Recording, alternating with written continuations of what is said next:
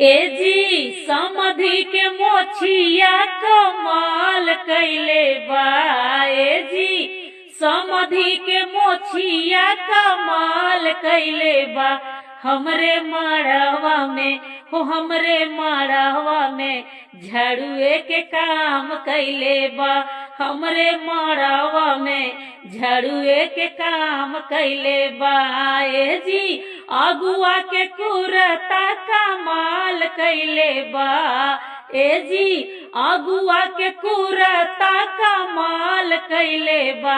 हमरे अंगना में हो हमरे अंगना में पोछवा के काम कैले बा। हमरे अंगना में पोछवा के काम कैले बा।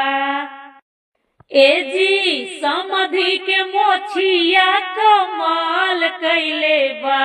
ए जी